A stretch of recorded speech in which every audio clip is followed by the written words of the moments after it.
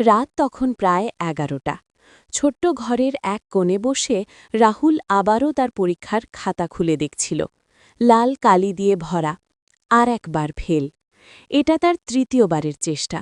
আর তৃতীয়বারই ব্যর্থতা। মাথাটা নিচু করে সে ভাবছিল, হয়তো এটা আমার জন্য না। ঠিক তখনই তার বাবার কথা মনে পড়ল। তুমি যতবার পড়ে যাও ততবার উঠে দাঁড়াও, কারণ হার মানা নয়, লড়াই চালিয়ে যাওয়াটাই আসল জয়। পরের দিন ভোরে রাহুল আবার বই নিয়ে বসে। আগের চেয়ে একটু বেশি মন দিয়ে পড়তে শুরু করে। বন্ধুদের আড্ডা ছেড়ে দেয়, মোবাইল কম ব্যবহার করে। প্রতিদিন একটু একটু করে নিজেকে গড়তে থাকে। দিন যায়, মাস যায়, আবার পরীক্ষা আসে। এইবারও সে নার্ভাস ছিল, কিন্তু হাল ছাড়েনি। পরীক্ষার হলে বসে নিজের সবটুকু দিয়ে লিখে আসে। ফল প্রকাশের দিন। তার হাত কাঁপছিল।